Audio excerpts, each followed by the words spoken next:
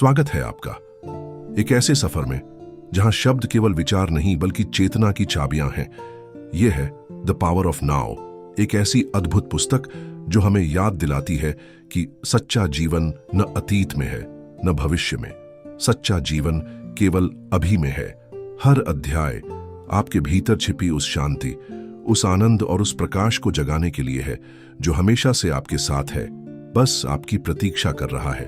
तो चलिए आइए प्रवेश करें इस आध्यात्मिक यात्रा में। आइए खोजें वर्तमान की असीम शक्ति। अध्याय 1, वर्तमान की शक्ति की ओर पहला कदम। मनुष्य की सबसे बड़ी समस्या यह है कि वह कभी भी पूरी तरह वर्तमान क्षण में नहीं जीता। उसका मन लगातार अतीत में भटकता रहता है, जहां पुराने दुख, पछतावे और स्मृतियां उसे जकड़े हुए हैं। और जब वह अतीत से बाहर निकलने की कोशिश करता है तो वह भविष्य की ओर भागने लगता है, जहां भय, चिंता और अनिश्चितता उसका पीछा करती है। लेकिन सच्चाई यह है कि जीवन न अतीत में है और न ही भविष्य में। जीवन केवल अभी में है, केवल इस क्षण में है जिसे हम अक्सर नजरअंदाज कर देते हैं। वर्तमान ही वास्तविकता है, बाकी सब अतीत और भविष्य केवल माया है, मस्तिष्क द्वारा रची हुई छवियां। सोचो, अतीत केवल एक स्मृति है, भविष्य केवल एक कल्पना है। दोनों ही इस क्षण से शक्ति लेते हैं। तो असली सवाल यह है, क्या तुमने कभी इस क्षण को सचमुच जिया है? बिना सोचे, बिना भागे, सिर्फ शांति से अभी का अनुभव किया है? जब तुम अपने मन को शांत करते हो और पूरी तरह वर्तमान पर ध्यान देते हो तो तुम अनुभव करते हो एक ऐसी शांति, एक ऐसा सुकून जिसे शब्दों में बांधा नहीं जा सकता। यही वह अवस्था है जहां पीड़ा का अंत होता है। यही वह द्वार है जो आत्मा को मुक्त करता है।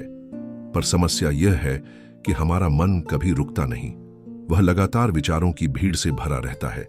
एक विचार समाप्त नहीं होता कि दूसरा पैदा हो जाता है, और यही अनवरत विचारों की धारा हमें वर्तमान से काट देती है। मनुष्य सोचता है कि वह अपने विचारों का मालिक है, लेकिन सच यह है कि विचार ही उसके मालिक बन चुके हैं। मनुष्य विचारों का दास बन गया है। अध्यात्म का पहला कदम यही है, यह समझ लेना कि तुम तुम्हारे विचार नहीं हो, तुम एक साक्षी हो। विचार आते हैं, जाते हैं, लेकिन तुम वही हो जो इन विचारों को देख रहा है। जैसे आकाश बादलों को देखता है पर स्वयं बादल नहीं बन जाता। जब तुम इस सत्य को समझ लेते हो तो तुम अपने मन से अलग हो जाते हो, और यही अलगाव तुम्हें शक्ति देता है। अब तुम अतीत की जंजीरों से मुक्त हो सकते हो। अब तुम भविष्य के भय से स्वतंत्र हो सकते हो, क्योंकि तुम समझ जाते हो कि तुम्हारे पास केवल एक ही समय है, और वह है अभी। यही क्षण, यही पल। वर्तमान की शक्ति को समझना सिर्फ कोई दार्शनिक विचार नहीं है, यह एक जीवंत अनुभव है। एक ऐसी अनुभूति है जो तुम्हारे भीतर क्रांति ला सकती है। जब तुम इस क्षण को सचमुच जीते हो तो तुम्हें जीवन एक आशीर्वाद लगता है। हर सांस एक वरदान बन जाती है, हर धड़कन एक चमत्कार बन जाती है, और तुम्हारे भीतर जन्म लेता है आभार, प्रेम और शांति। पर याद रखो, मन तुम्हें बार बार खींचेगा। वह कहेगा, कल ये करना है, अतीत में यह गलती हुई थी, भविष्य में यह खतरा है। लेकिन जब भी ऐसा हो, तुम्हें बस एक बात याद रखनी है, मैं अभी हूं, मैं यहां हूं, यही मेरा जीवन है। और जैसे ही तुम यह अनुभव करते हो, तुम्हारे भीतर प्रकाश फैल जाता है, एक ऐसी ऊर्जा जिसे शब्दों में कहना असंभव है। यही है वर्तमान की शक्ति, यही है जीवन का सच्चा खजाना। न अतीत, न भविष्य, केवल अभी, केवल यह क्षण। अध्याय 2, चेतना, पीड़ा से मुक्ति का मार्ग। हर मनुष्य अपने भीतर पीड़ा का बोझ ढो रहा है। कभी यह बोझ अतीत की चोटों से बनता है, कभी यह भविष्य की आशंकाओं से। और यही बोझ, जिसे हम दुख शरीर कहते हैं, मनुष्य की चेतना को बांध देता है। दुख शरीर क्या है? यह उन सभी भावनाओं का संचय है जिन्हें हमने दबाया है। गुस्सा, डर, ईर्ष्या, अपमान, अपराध बोध, ये सब हमारे भीतर एक ऊर्जा रूप में इकट्ठे हो जाते हैं, और फिर यह ऊर्जा हर अवसर पर जाग उठती है। जब कोई तुम्हें अपमानित करता है, जब कोई तुम्हें चोट पहुंचाता है, तो तुम्हारे भीतर वही पुराना दुख सक्रिय हो जाता है।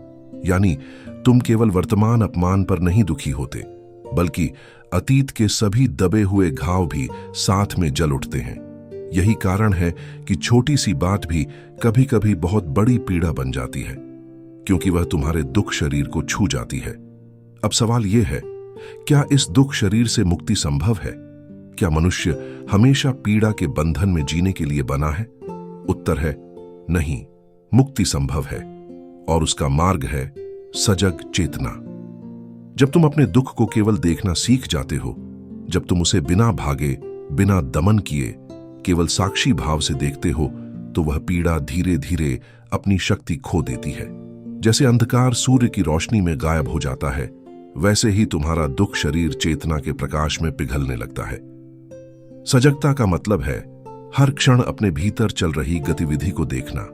जब गुस्सा उठे, देखो। जब डर आए, देखो। जब ईर्ष्या जागे, देखो। केवल देखो, कुछ करो मत, भागो मत, बस साक्षी बनो। और धीरे धीरे तुम जान जाओगे कि तुम वह पीड़ा नहीं हो, तुम केवल उसके साक्षी हो, तुम असीम चेतना हो। यही समझ जीवन को बदल देती है, क्योंकि अब तुम पीड़ा के साथ एक नहीं होते, बल्कि उसे देखते हो। और जहां देखने की कला आ जाती है, वहां पहचान बदल जाती है। अब तुम मन या दुख नहीं हो, बल्कि तुम वही चेतना हो जो सबको देख रही है।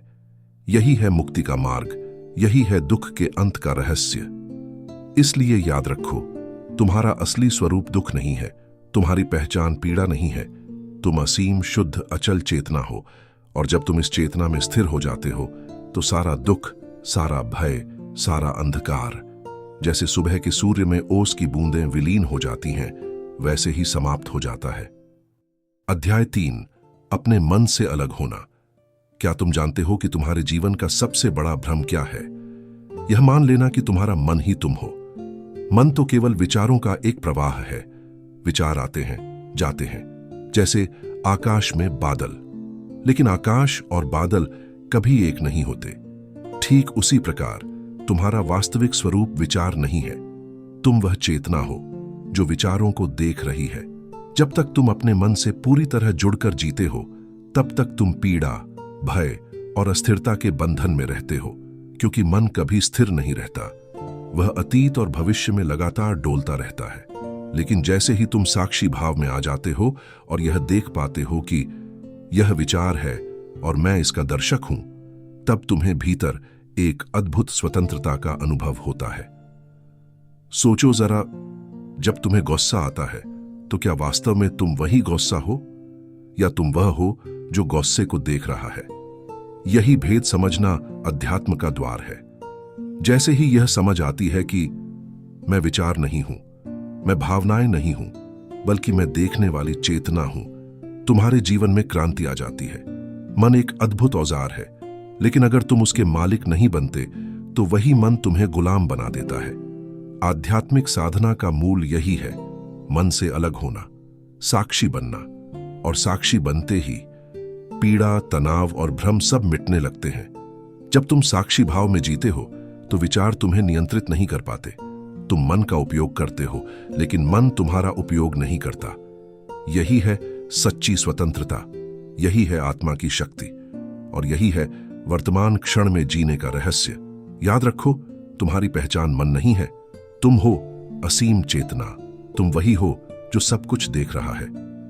जब तुम यह जान जाते हो कि तुम अपने मन से अलग हो, तो तुम्हें जीवन में पहली बार सच्ची शांति, सच्चा आनंद और सच्ची स्वतंत्रता का अनुभव होता है।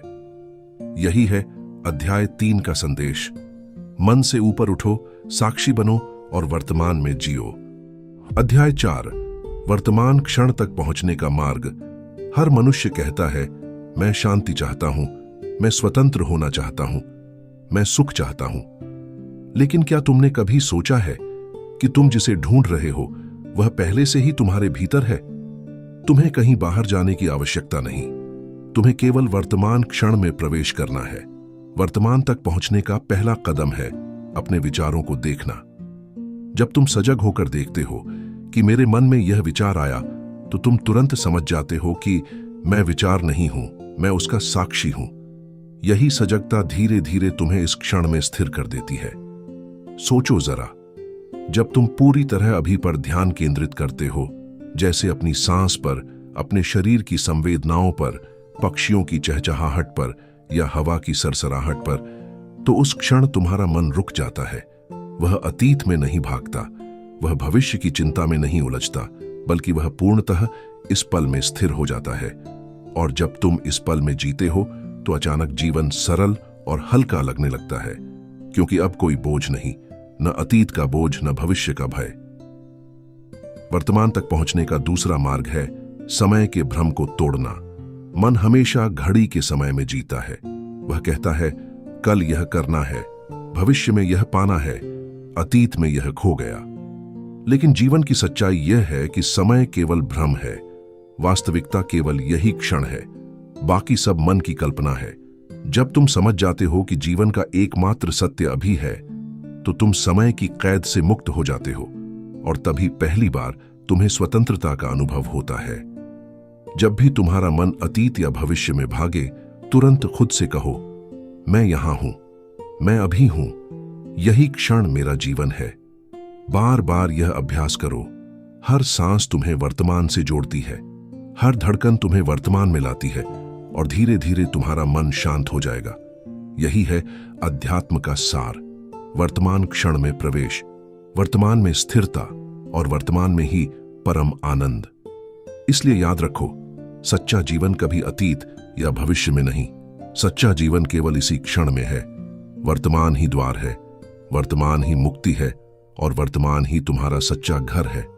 अध्याय 5, वर्तमान को अपनाने की कला। जीवन का सबसे बड़ा संघर्ष यह है कि मनुष्य हमेशा उसी क्षण से भागता है जो अभी उसके सामने है। कभी वह कहता है काश यह परिस्थिति न होती, कभी वह सोचता है भविष्य में सब ठीक हो जाएगा। लेकिन सच यह है कि जब तक तुम अभी को स्वीकार नहीं करते, तब तक शांति असंभव है। वर्तमान को अपनाना मतलब है हां कहना, उस क्षण को पूरी तरह स्वीकार करना जैसा वह है। विरोध नहीं, संघर्ष नहीं, बस सजग स्वीकृति। सोचो जरा, जब कोई कठिनाई आती है तो तुम्हारे पास केवल 2 विकल्प हैं। या तो तुम उसका विरोध करो, गुस्सा, चिंता, डर से भर जाओ, या फिर तुम उसे पूरी सजगता के साथ स्वीकार करो। जब तुम स्वीकार करते हो तो अचानक तुम्हारे भीतर ऊर्जा का प्रवाह बदल जाता है। संघर्ष की जगह शांति आ जाती है, भय की जगह विश्वास आ जाता है, और तुम भीतर से कहते हो हां यही है, मैं इसे स्वीकार करता हूं। यह स्वीकार ही मुक्ति का द्वार है। वर्तमान को अपनाने का मतलब यह नहीं कि तुम जीवन में निष्क्रिय हो जाओ। नहीं, स्वीकार केवल भीतर की अवस्था है। तुम परिस्थितियों को स्वीकार करके भी आवश्यक कदम उठा सकते हो। फर्क केवल इतना है कि अब तुम संघर्ष से नहीं, बल्कि शांति और सजगता से कार्य कर रहे हो, और सजगता से किया गया कार्य हमेशा सही दिशा में ले जाता है। जीवन में 3 अवस्थाएं हो सकती हैं। 1 स्वीकार, एक्सेप्टेंस, जब परिस्थिति कठिन हो तो उसे अपनाओ और शांति में रहो। 2 आनंद, एंजॉयमेंट, जब परिस्थिति सुखद हो तो उसे जियो और आभार मानो। 3 उत्साह, इंथुजियाज्म, जब कोई प्रेरणा तुम्हें आगे बढ़ाए तो पूरी ऊर्जा और समर्पण से कार्य करो। अगर तुम्हारा जीवन हमेशा इन 3 अवस्थाओं में बहता है तो तुम कभी दुखी नहीं हो सकते, क्योंकि तुम हमेशा वर्तमान के साथ तालमेल में जी रहे हो। वर्तमान को अपनाना ही सच्चा समर्पण है। यही वह शक्ति है जो तुम्हें अतीत के बोझ और भविष्य के डर से मुक्त करती है। जब तुम कहते हो हां यह क्षण जैसा है वैसा ही ठीक है, तो उसी क्षण तुम्हारे भीतर शांति उतर आती है। यही है अध्याय 5 का संदेश। स्वीकार करो, वर्तमान में रहो, और जीवन को एक आशीर्वाद की तरह जियो। अध्याय 6, आंतरिक शरीर की ओर जागरण। इंसान हमेशा बाहर की ओर भागता है। वह वस्तुओं में सुख ढूंढता है, लोगों में पहचान ढूंढता है, भविष्य में सुरक्षा ढूंढता है। लेकिन सच्चाई यह है कि जितना अधिक तुम बाहर भागते हो, उतना ही तुम अपने भीतर से कट जाते हो, और जीवन का असली द्वार कभी बाहर नहीं खुलता, वह केवल भीतर खुलता है। भीतर जाने का अर्थ है अपने आंतरिक शरीर को महसूस करना। वह जीवित ऊर्जा जो तुम्हारी हर सांस में बह रही है, जो हर धड़कन में ध्वनित हो रही है, जो हर कोशिका में कंपन कर रही है। अगर तुम सजग होकर रुक जाओ, आंखें बंद करो और अपने भीतर उतरना शुरू करो, तो अचानक तुम्हें एक अद्भुत एहसास होता है।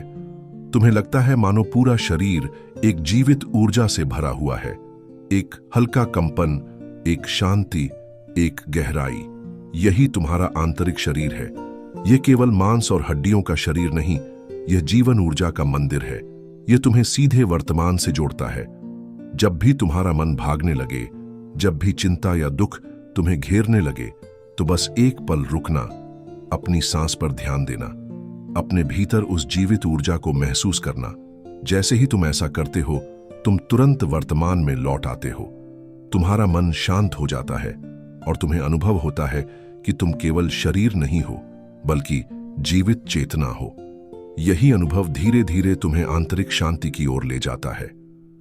आंतरिक शरीर से जुड़ना तुम्हें मृत्यु के भय से भी मुक्त कर देता है, क्योंकि जब तुम भीतर की ऊर्जा को महसूस करते हो तो तुम जान जाते हो कि यह जीवन केवल भौतिक शरीर तक सीमित नहीं है। शरीर बदल सकता है, मिट सकता है, लेकिन चेतना की यह ऊर्जा कभी समाप्त नहीं होती। इसलिए अपने भीतर उतरना सीखो। वर्तमान में स्थिर रहकर उस मौन ऊर्जा को महसूस करो। वही तुम्हें अमृतत्व का अनुभव कराएगी। अध्याय 6 का संदेश स्पष्ट है। अगर तुम सचमुच वर्तमान में जीना चाहते हो तो अपने आंतरिक शरीर से जुड़ो। भीतर की चेतना ही तुम्हारा सच्चा स्वरूप है। यही तुम्हारी शक्ति है और यही तुम्हें जीवन के हर तूफान से परे अचल शांति में स्थिर करती है। वर्तमान तक पहुंचने का सबसे सुंदर द्वार है अपने भीतर की यात्रा, अपने आंतरिक शरीर का अनुभव।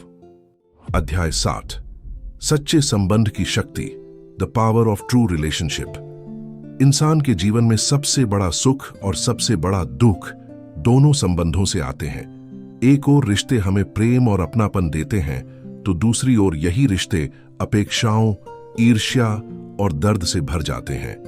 सवाल यह नहीं कि रिश्ते कैसे हैं, सवाल यह है कि हम रिश्तों को कैसे जी रहे हैं। ज्यादातर लोग संबंधों में प्रवेश करते हैं खालीपन से। वे सोचते हैं कि कोई और मेरी कमी पूरी करेगा, कोई और मुझे पूरा करेगा। लेकिन सच्चाई यह है कि कोई और तुम्हें पूरा नहीं कर सकता। अगर तुम अपने भीतर अधूरे हो तो तुम्हारे रिश्ते हमेशा अधूरे रहेंगे। अहंकार हमेशा रिश्तों को स्वामित्व में बदल देता है। मन कहता है तुम मेरे हो।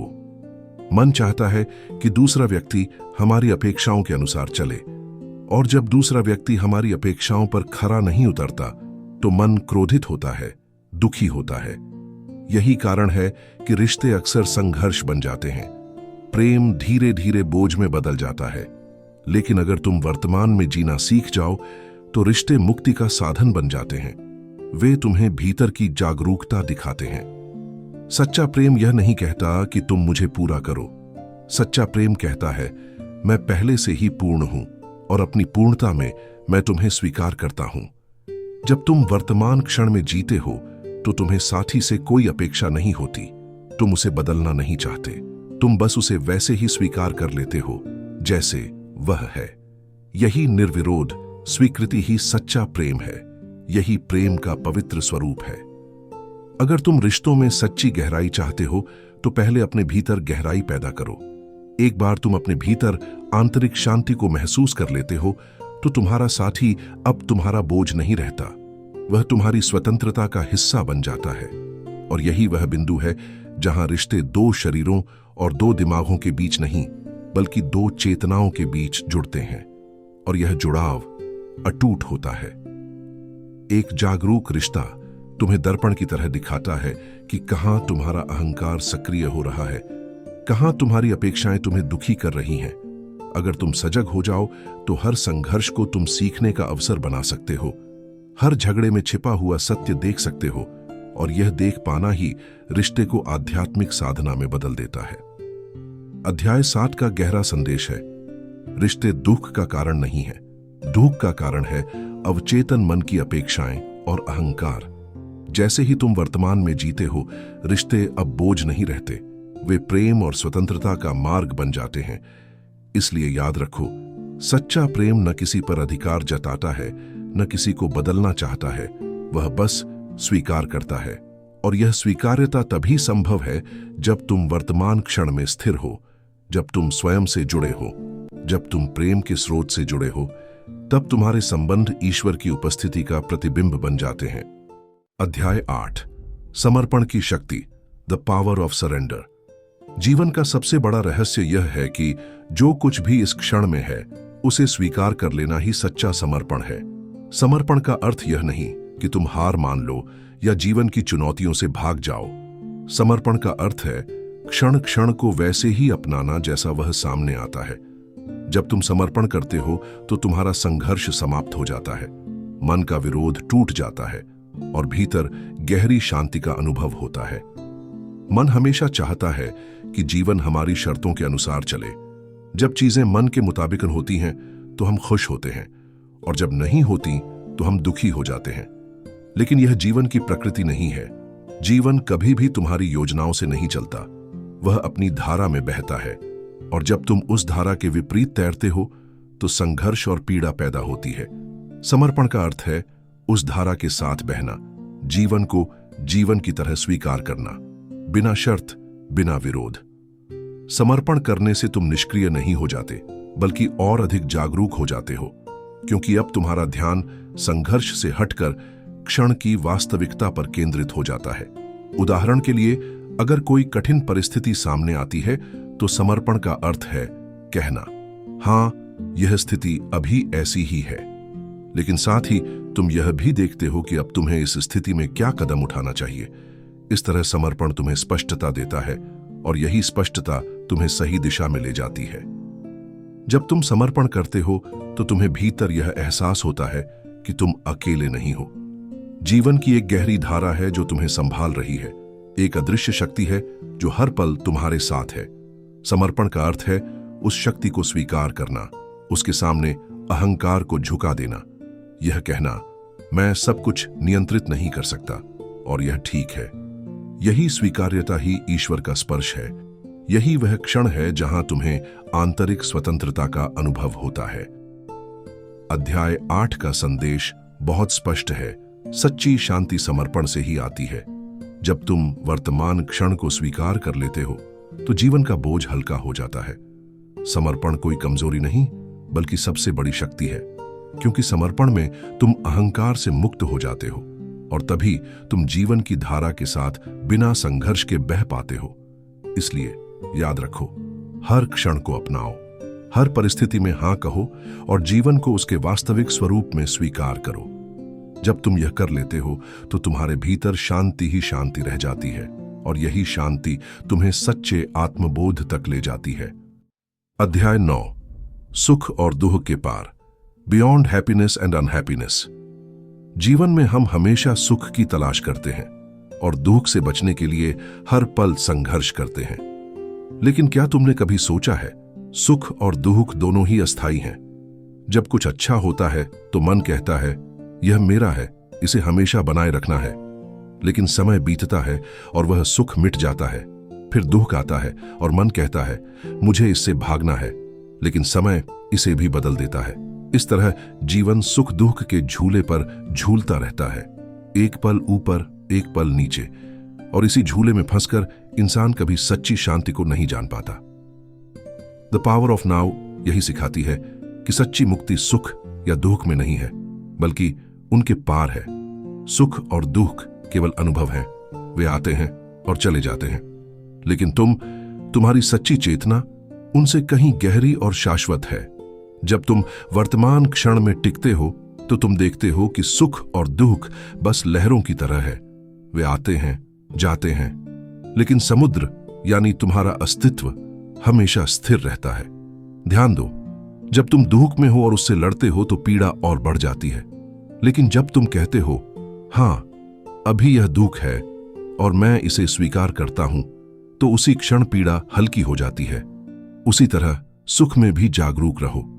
सुख को पकड़कर मत बैठो, क्योंकि अगर तुम उसे पकड़ना चाहोगे तो खोने का डर तुम्हें घेर लेगा और सुख का आनंद भी छिन जाएगा। जागरूकता का अर्थ है सुख आए तो उसका आनंद लो, लेकिन जानो कि वह स्थायी नहीं। दुख आए तो उसे स्वीकारो, लेकिन जानो कि यह भी बीत जाएगा। यही सच्ची आजादी है।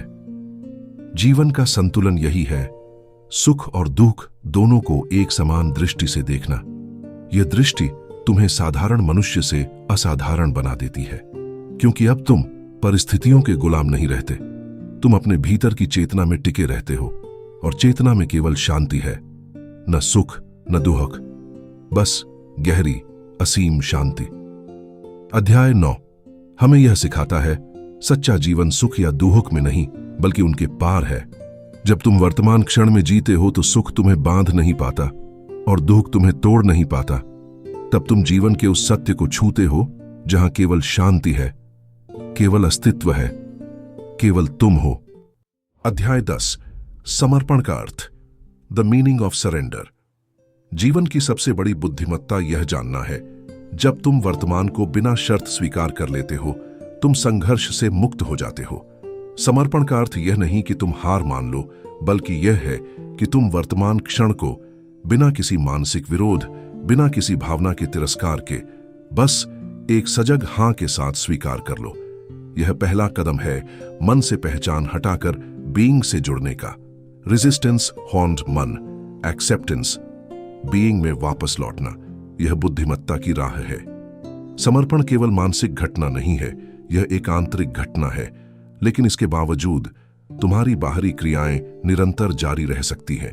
तुम परिस्थिति से भाग सकते नहीं हो, लेकिन उसी क्षण पर सजगता से कार्य कर सकते हो।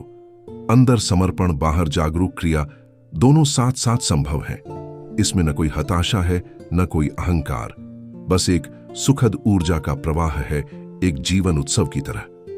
अगर तुम अपनी ही पीड़ा से लड़ते रहो तो पीड़ा और बढ़ जाती है, लेकिन अगर तुम यह कहो, हां, यह पीड़ा अभी है, और उसे बिना दहेज के स्वीकार कर लो, तो यह उसी क्षण हल्की होने लगती है। यह सचेतता का चमत्कार है। समर्पण का अर्थ है मिट्टी से डरकर पीछे न हटना, बल्कि उसे अपनी टांग समझकर स्वीकार कर लेना।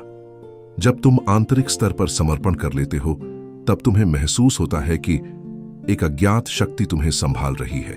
तुम अकेले नहीं हो। मन का अहंकार झुक जाता है और तुम्हारे भीतर एक गहरी शांति आती है। अध्याय 10 का मूल संदेश यह है, समर्पण कमजोरी नहीं बल्कि सबसे बड़ी ताकत है। जब तुम वर्तमान को स्वीकार कर लेते हो, तुम आसानी से असहाय नहीं होते, बल्कि जीवन की धारा में सहजता से बहने लगते हो।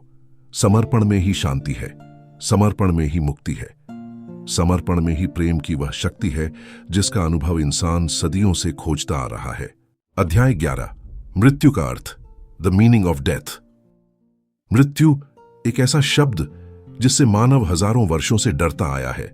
मृत्यु का नाम आते ही भीतर एक बेचैनी उठती है, क्योंकि मन सोचता है यही अंत है, यही सब कुछ खो जाने का क्षण है। लेकिन क्या मृत्यु वास्तव में अंत है, या यह केवल एक नए प्रारंभ का द्वार है? अध्याय 11 हमें इसी गहन सत्य से परिचित कराता है, मृत्यु का वास्तविक अर्थ। मृत्यु को हम केवल शरीर के दृष्टिकोण से देखते हैं। शरीर मिटता है, सांसें रुक जाती हैं, दिल धड़कना बंद कर देता है। लेकिन क्या हम केवल यह शरीर हैं? क्या हमारी असली पहचान इसी शरीर और इसी मन में कैद है? द पावर ऑफ नाउ हमें याद दिलाता है, हम इस शरीर से कहीं अधिक हैं। हम हैं चेतना, कॉन्शियसनेस, वह शुद्ध उपस्थिति जो इस क्षण में है, जो जन्म से पहले भी थी और मृत्यु के बाद भी रहेगी। मृत्यु का भय केवल उस मैं के लिए है जो स्वयं को शरीर और विचारों से जोड़ लेता है। अहंकार सोचता है, अगर यह शरीर मिट गया तो मैं समाप्त हो जाऊंगा। लेकिन अहंकार स्वयं कभी सच्चा तुम था ही नहीं। जो सच में तुम हो, वह शुद्ध बीइंग, वह कभी मर नहीं सकता। वह जन्म और मृत्यु से परे है, वह साक्षी है, वह शून्य में भी जीवित रहता है।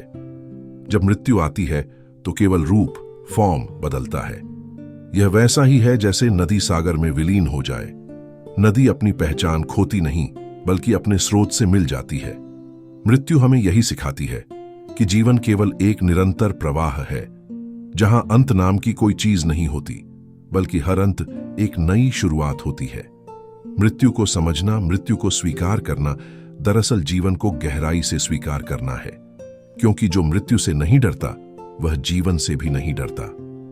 अगर तुम मृत्यु को समझना चाहते हो तो पहले अब नाउ को समझो, क्योंकि जो वर्तमान में जीता है वह पहले ही मृत्यु से परे जी रहा है। मृत्यु केवल उसी के लिए भयावह है जो वर्तमान से भाग रहा है, जो अतीत की जकड़न और भविष्य की चिंता में जी रहा है। लेकिन जो इस पल में स्थिर हो गया, उसके लिए मृत्यु केवल एक परिवर्तन है, जैसे नींद में जाना, जैसे एक नए जीवन के द्वार पर कदम रखना। मृत्यु को नकारना, मृत्यु से भागना, यही सबसे बड़ी अज्ञानता है। लेकिन मृत्यु का सामना करना, उसे आंखों में देखना और यह समझना कि मैं शरीर नहीं, मैं शुद्ध चेतना हूं, यही सच्ची मुक्ति है। मृत्यु का अर्थ अंत नहीं, बल्कि अहंकार का विलय है, और उस विलय में तुम्हें सच्ची स्वतंत्रता मिलती है। अध्याय 11 हमें यही उपहार देता है। मृत्यु का भय केवल एक भ्रांति है। मृत्यु केवल रूप का अंत है, लेकिन अस्तित्व बीइंग अनंत है। जब तुम मृत्यु को समझ लेते हो तो तुम पहली बार जीवन को सही मायने में जीना शुरू करते हो। मृत्यु को अपनाओ, क्योंकि मृत्यु से परे ही जीवन का शाश्वत सत्य छिपा है, और उस सत्य में केवल शांति है। अध्याय 12 तुम ही शाश्वत जीवन हो, यू आर इटर्नल लाइफ।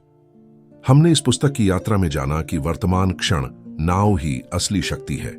हमने जाना कि अहंकार, विचार और समय का भ्रम हमें पीड़ा में डालता है। हमने मृत्यु के सत्य को समझा और यह भी जाना कि हम शरीर या मन नहीं, बल्कि शुद्ध चेतना है। और अब अंतिम अध्याय हमें उस महान सत्य तक पहुंचाता है कि हम ही शाश्वत जीवन हैं। हम न कभी जन्मे, न कभी मरेंगे। हम सदा से थे, सदा हैं और सदा रहेंगे। मनुष्य का सबसे बड़ा डर है, मैं समाप्त हो जाऊंगा।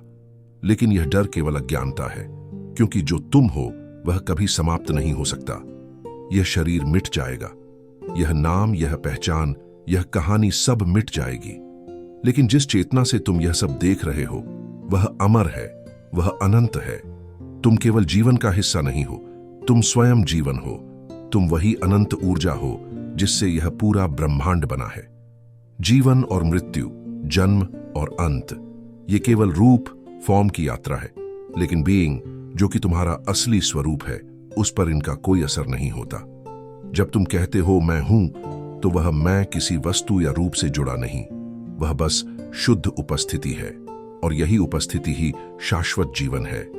तुम न केवल इस पृथ्वी पर चल रहे इंसान हो, बल्कि वही चेतना हो जो पेड़ों की हरियाली में है, हवा की हर बयार में है, आकाश की अनंतता में है। तुम ही ब्रह्मांड हो, तुम ही जीवन हो। जब कोई व्यक्ति यह समझ लेता है कि वह शाश्वत जीवन है, तो उसके भीतर से सभी भय मिट जाते हैं। फिर उसे कुछ खोने का डर नहीं रहता, फिर उसे मृत्यु का भय नहीं रहता। फिर वह हर क्षण को एक उत्सव की तरह जीता है। यही सच्ची मुक्ति है, अहंकार से मुक्ति, समय के बंधन से मुक्ति, भय और पीड़ा से मुक्ति। और यह मुक्ति कहीं दूर नहीं, बल्कि इसी क्षण में है। यही द पावर ऑफ नाउ का अंतिम संदेश है। तुम शाश्वत जीवन हो, यह केवल एक विचार नहीं, बल्कि अनुभव है।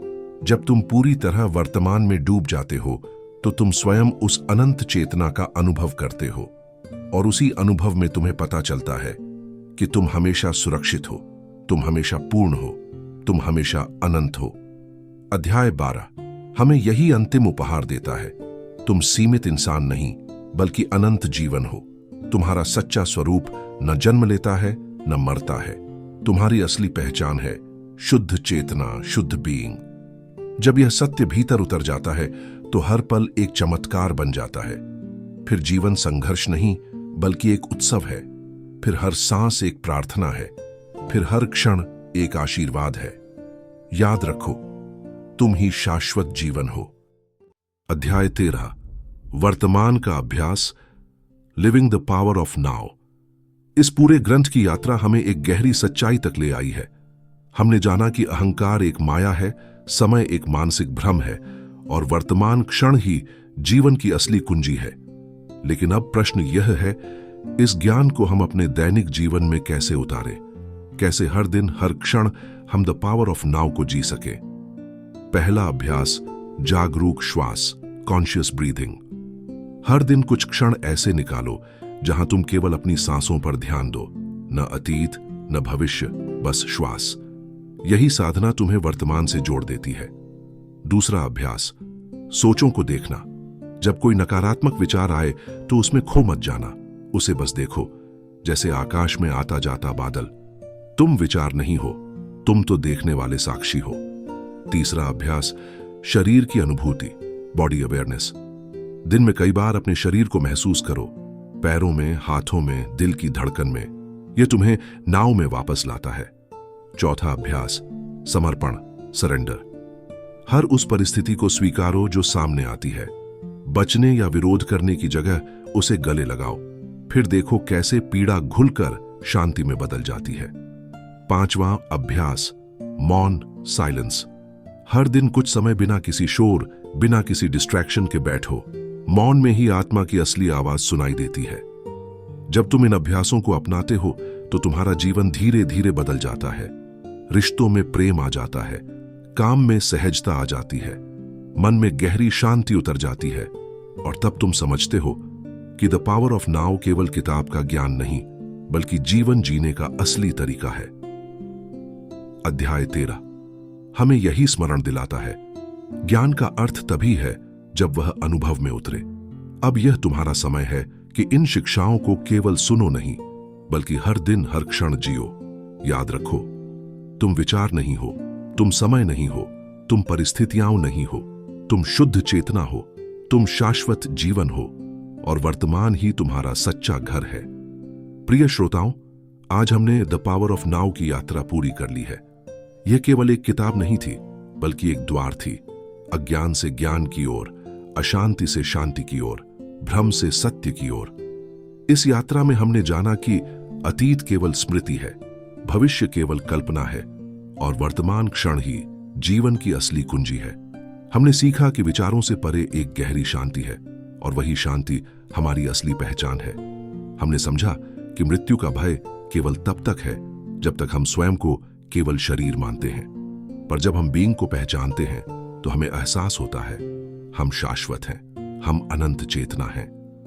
अब यह तुम्हारी जिम्मेदारी है कि इस ज्ञान को केवल सुनो नहीं, बल्कि हर दिन जीवन में उतारो।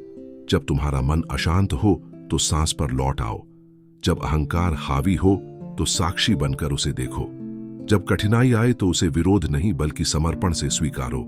याद रखो, तुम विचार नहीं हो, तुम समय नहीं हो, तुम परिस्थितियां नहीं हो, तुम शुद्ध चेतना हो, तुम शाश्वत जीवन हो, और नाव ही तुम्हारा घर है।